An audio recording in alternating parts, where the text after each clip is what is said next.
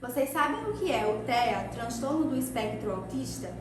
Tem algum conhecido, familiar, que tem um diagnóstico, sabe um pouco sobre as atualizações dentro desse tema? Quer saber um pouco mais sobre o assunto? Então vem com a gente assistir o episódio.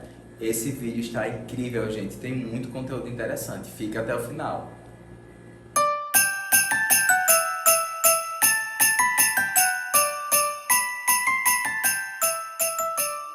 Oi, gente, eu me chamo Thalita. Olá, pessoal. Me chamo Gerson. Somos membros da LANCME e estamos aqui para mais um episódio do Acolhe-me. Sejam muito bem-vindos. Vou passar a palavra à Thalita.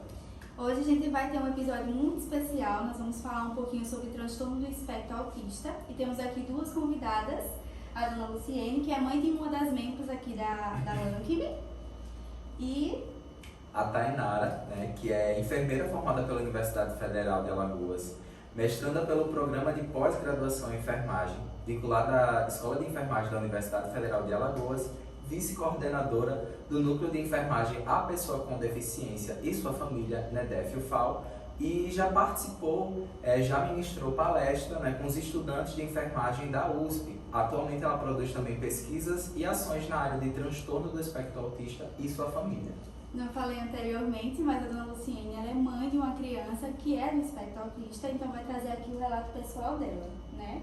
Então fiquem à vontade para falarem. Sejam muito bem-vindas, Então, Thay, com relação a qual o profissional mais indicado para dar o diagnóstico de TEA, E quanto tempo leva para esse diagnóstico? Então, o profissional mais adequado para fazer o diagnóstico do transtorno do espectro autista, que é um transtorno, espectro justamente por trazer essa visão da diversidade, Quando a gente fala a palavra espectro, é justamente trazer essa diversidade que tem dentro desse transtorno.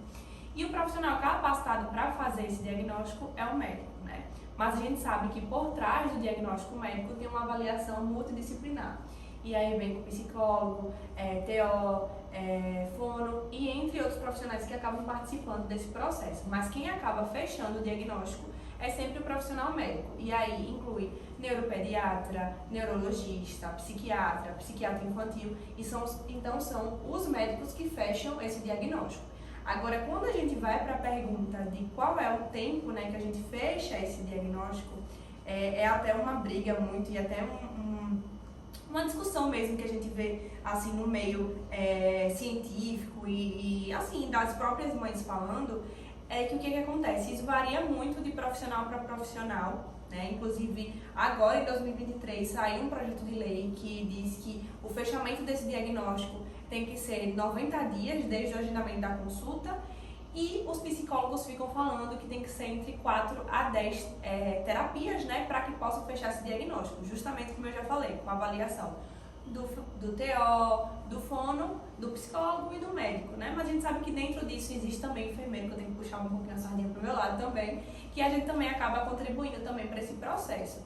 Agora, claro, a gente precisa destacar muito um aspecto muito importante, que é essa bandeira agora do fechamento de diagnóstico precoce, que realmente é muito bom o diagnóstico precoce, porque a gente vai intervir precocemente. Aquela criança, aquele adulto ou aquele adolescente, ele vai ter uma qualidade de vida muito melhor, mas a gente precisa entender que o TEA, o transtorno do espectro autista, ele é um transtorno do neurodesenvolvimento.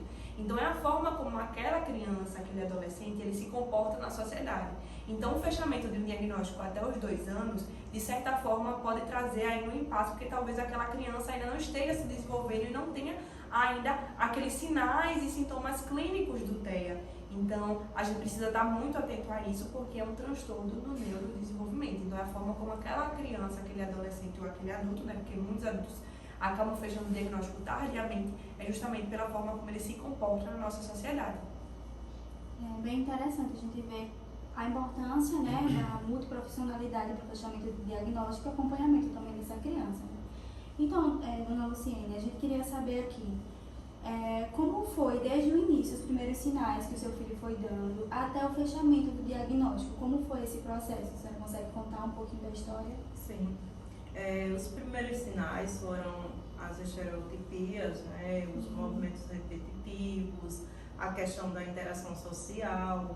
Ele não interagia até mesmo com certos familiares, com as pessoas de fora, ele não tinha interação nenhuma.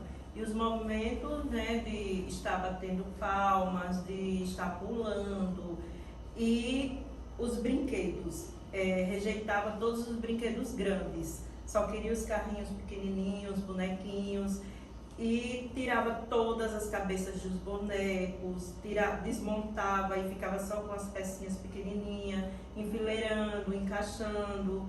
Aí esses sinais eles foram disparando o gatilho, que aquilo não era normal.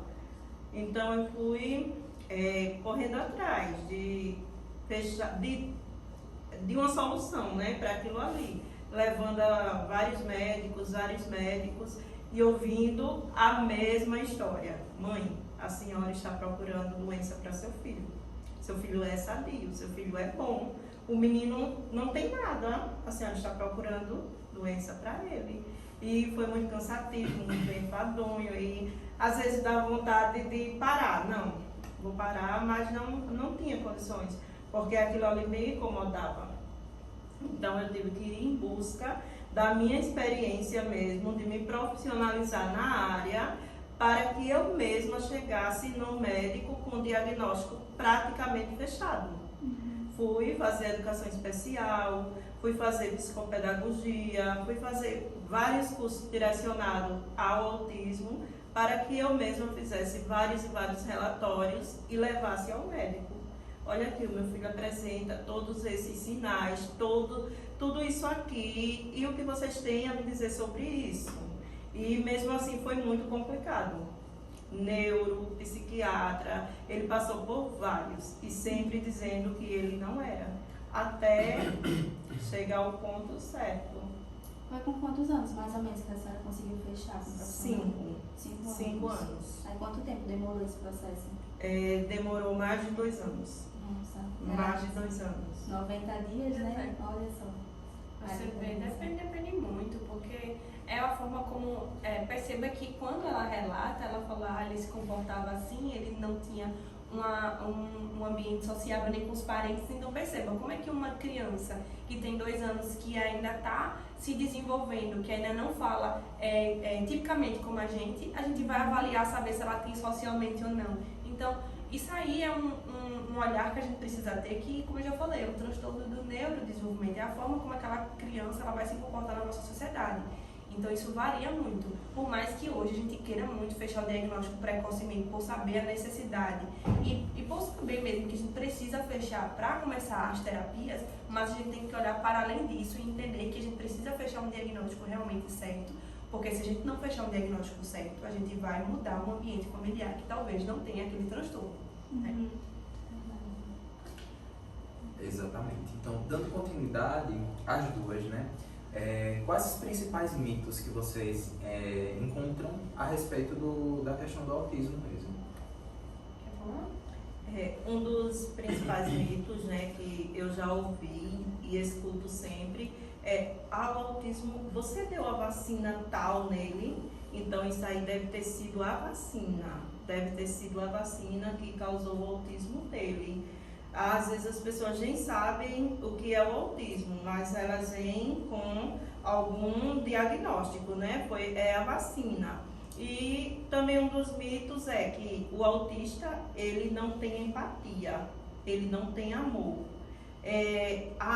Mas também ele não tem amor em casa, falta amor. Você trata esse menino com amor, mito, né? Porque o autista, ele tem empatia, ele tem amor. Ele é muito verdadeiro. E as pessoas, elas dizem, o autista, ele não consegue se expressar. Ele consegue se expressar. Eu acho que assim, se eu for falar todos os mitos que eu já ouvi, isso até de forma científica mesmo, quando a gente começa a estudar e começa a averiguar os artigos científicos, a gente percebe que existem várias bandeiras que querem defender ou que querem dizer o que causa o autismo de diferentes formas, né? E quando eu sou convidada a dar palestras, eu mostro cada um desses mitos e mostro justamente para a sociedade que a gente hoje ainda não existe uma explicação que diga que é isso que causa o autismo, né? Hoje a base mais fundamentada é justamente a base genética. A A gente acredita que seja por algum gene que esteja envolvido, aí tem o gene X frágil, enfim, existem várias linhas que acreditam que seja por conta disso. Mas para além dessa visão do que causa, eu acho que um mito maior, assim, e que ela também vai concordar comigo, é que a gente ouve muito assim, é um filho doente, ou é uma doença. E a gente precisa entender que o TEA, ele não é uma doença, ele é um transtorno, tá? Então, ele é um transtorno, não é uma doença. Sendo não é uma doença, ele não tem cura. Então, não existe uma cura para o autismo. Então, desconfie de profissionais que dizem que aquela criança, ou que aquele adolescente, aquele adulto, deixou de ser autista. Não vai deixar de ser autista, porque não é uma doença, ele é um transtorno, é uma condição de vida, né? Então, da mesma forma que não existe cura para a TEA, para o autismo, não existe pessoa mais autista ou menos autista. Existem as pessoas que estão dentro do espectro, né? Então, essa também é um mito que eu escuto. E o segundo mito, assim, que a gente ouve muito, é que a pessoa com autismo vive no seu próprio mundo, né?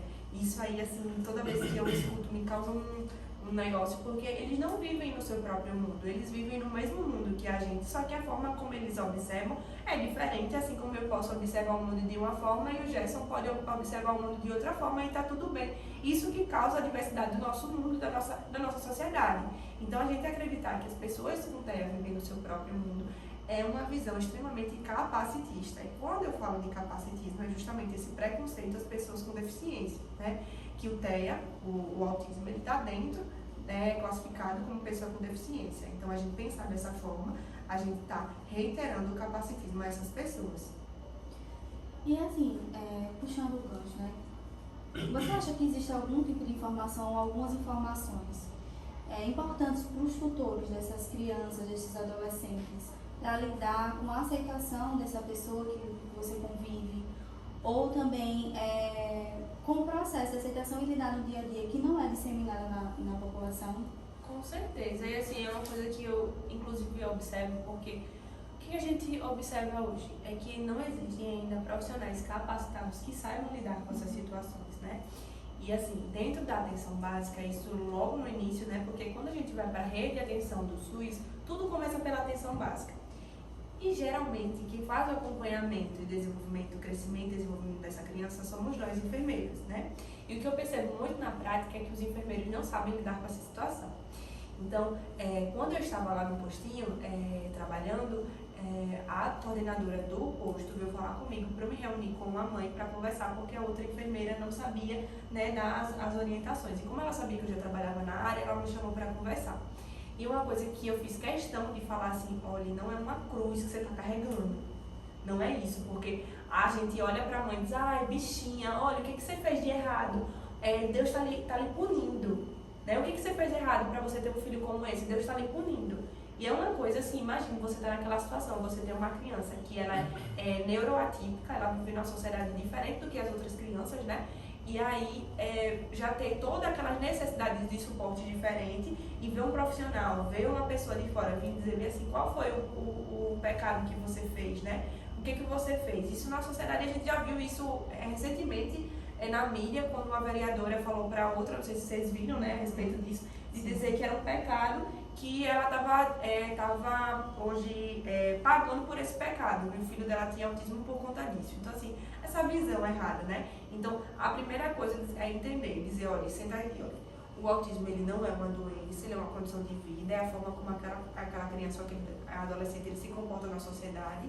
Isso não é uma cruz que você vai carregar, você precisa de apoio e suporte familiar. Você precisa entender que precisa de suporte familiar, porque o que a gente mais percebe, e principalmente as mães, porque a gente sabe que culturalmente, historicamente, essa posição do cuidar é colocada a nós mulheres, né? Então, esse suporte todo fica para nós mulheres. E se a gente não levantar a mão dele e dizer, olha, me ajuda aqui, a gente vai ficar muito sobrecarregada, né? E aí, o meu TCC foi com uma mãe que tinha 3 filhos com autismo, né?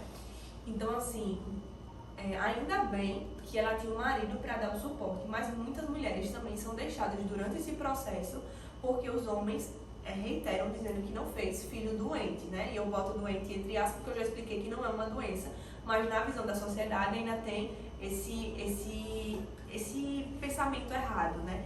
Então, imagine como é que fica a cabeça dessa mulher, né, não tendo apoio familiar, tendo ainda adentrar, como ela disse, adentrar num mundo que ela não conhecia, ela teve que sentar, estudar para poder entender, porque tinha os profissionais que ficavam dizendo, olha, você está colocando coisas na sua cabeça ao invés de auxiliar. Então, ao ponto máximo é a capacitação dos profissionais. A gente precisa entender que os profissionais precisam estar capacitados para essa realidade, para orientar aquelas mães, aquelas vós, aquelas pessoas que cuidam, né?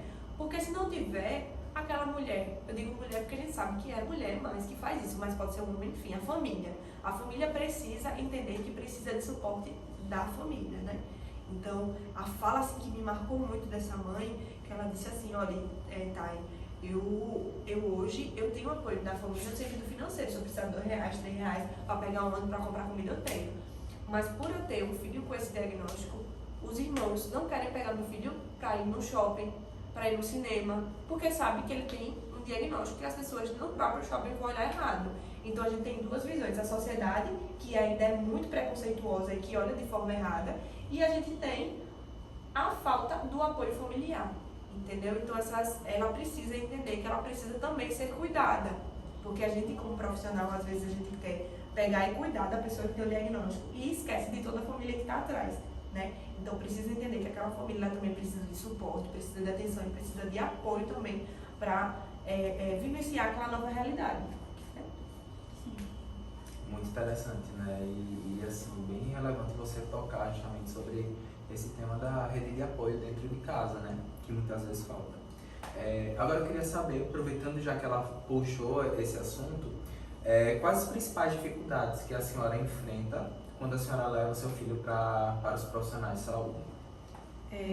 Uma das principais dificuldades é o medo dos profissionais em lidar com aquela necessidade do meu filho naquele momento. O medo de receitar alguma coisa, o medo até de examinar, às vezes eu tenho que intervir naquela situação e ser agressiva de certa forma, porque eles não têm um conhecimento adequado para lidar com aquela situação, então acaba afetando tanto o psicológico da mãe como até às vezes da criança, porque o meu filho passou por um processo de um tratamento com um dentista. O dentista chegou a querer amarrar ele para fazer o tratamento. Eu não deixei, eu quase peguei uma briga dentro do consultório. Eu não deixei ele amarrar o meu filho, porque não havia necessidade de ele fazer isso. Então eu fui procurar outro profissional que fosse especializado, que tivesse mais cuidado com ele, e fez o procedimento tranquilamente. Causou um certo transtorno nele. Ele não queria mais ir, não queria entrar em consultório, não queria de jeito nenhum. Por quê? Porque ele ficou traumatizado. E até hoje eu enfrento isso. Quando eu levo na emergência, quando eu levo em alguns médicos, eu não posso passar. Ele toma esse medicamento, eu não sei o que passar. Aí às vezes vai pesquisar na internet e até mesmo liga para outros profissionais para saber o que receitar. É muito difícil. É complicada a situação, mas aí isso leva à próxima pergunta, que é a Taniara. Como os profissionais eles podem auxiliar para diminuir esse desconforto, né, na criança do espectro autista? Então, eu acho que a palavra mais certa, assim, é a gente saber que não existe diferença entre crianças, né? Então, aquela ideia de a gente ficar assim, esse aqui é um brinquedo para uma criança atípica, esse é um brinquedo para uma criança atípica. Não existe isso, existe um brinquedo para criança, né? Então, a gente poder entender também que aquela situação, né, que aquela criança que a gente está atendendo, aquele adolescente, ele é uma criança ou um adolescente, ele é um adulto, independente do seu diagnóstico, né? Então, da mesma forma que eu vou atender Gerson, eu vou atender fulano, independente de ter o diagnóstico ou não. Então, ser o mais, assim,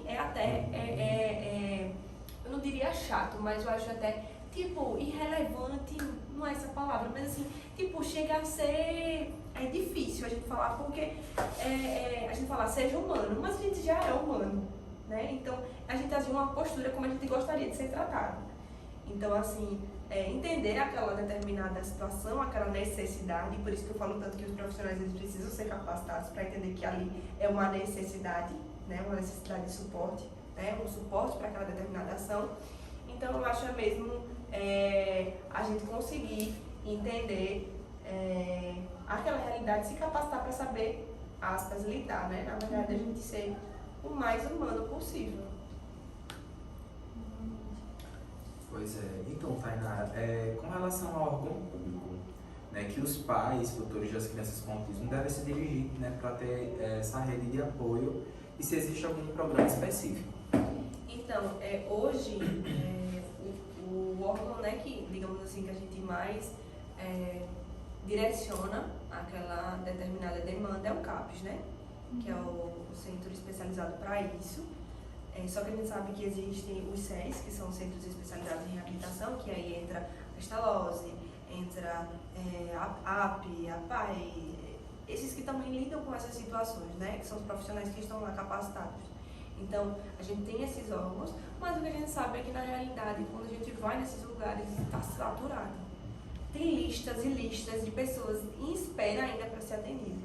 Então, eu acho mesmo que a gente precisa chegar e dizer para os governantes, olha, essa é a nova realidade.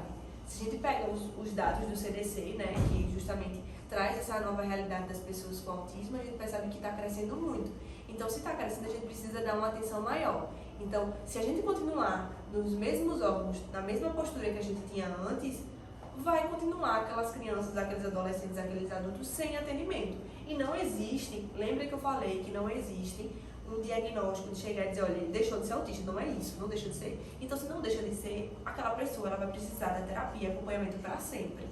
Por que para sempre? Porque ela vai precisar de terapias para aquela necessidade e para aquele suporte que ela precisa de vida. Seja para pentear o cabelo, seja para escovar os dentes, seja para se comunicar, seja para qualquer determinada situação, ela vai precisar de suporte para o resto da vida, entende? Então, a gente precisa entender que a gente precisa de mais locais, né? Porque quando a gente chega nesses lugares, tem inúmeras filas de pessoas em espera, né? Para que ainda chegue aquele determinado acompanhamento, né? E qual era a outra pergunta, Jéssica, que eu já esqueci? A outra foi, esse você já respondeu, foi com relação a essa questão de programa específico para... Pronto, aí nos programas específicos a gente sabe que existe a rede de atenção à pessoa com transtorno do espectro autista e sua família. Mas a gente sabe que também na prática é um pouco difícil de lidar, né? De realmente acontecer.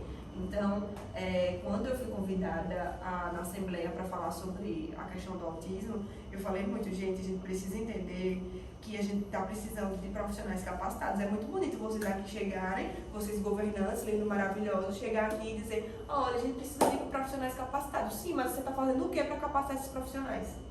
Porque é muito bonitinho você dizer assim, olha, se a gente olhar aqui em Maceió, não existe profissional tão capacitado em aba, não sei o quê. Sim, mas se a gente pegar e olhar, para você se capacitar em aba, R$8.000. Qual é o profissional que tem para pegar R$8.000 e fazer uma capacitação em aba? Não tem. Então, os governantes sabem dessa realidade, pega os profissionais que já estão atuando na área, você tem certificado para isso? Tem não, pois eu vou pagar para você se capacitar e trabalhar no SUS. Mas não querem desembolsar isso. Então, a gente entender que essa é a nova realidade, essa é a realidade que está vindo, e os governantes precisam entender, fazer planos de leis, fazer leis para que garantam o suporte para essas pessoas, né? Realmente é bem importante quando a gente pensa também em uma questão de saúde pública. Mas, dona Luciene, puxando um pouquinho para a nutrição, a senhora notou no início dos sinais, ou também com o crescimento do seu filho, algum tipo de dificuldade alimentar, alguma coisa muito específica que você notava de diferente na criança em relação à família? Sim. Ele tinha bastante seletividade alimentar, comidas pastosas, ele não conseguia engolir, ele sempre até chegava a vomitar.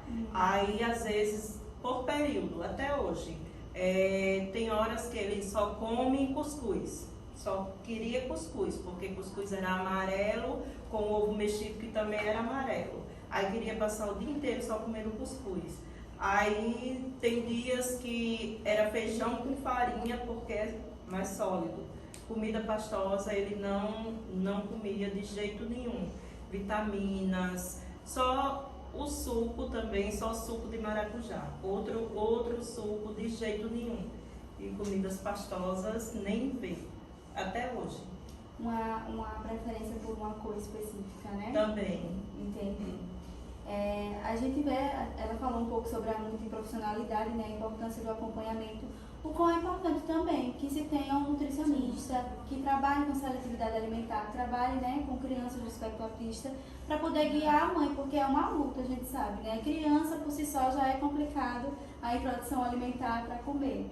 E aí, quando a gente vê que tem uma criança com uma seletividade alimentar, também a importância de um acompanhamento específico. Inclusive, aqui no Acolhe, a gente também já tem um episódio falando sobre seletividade alimentar, e aí está disponível no canal do YouTube, no Spotify, enfim.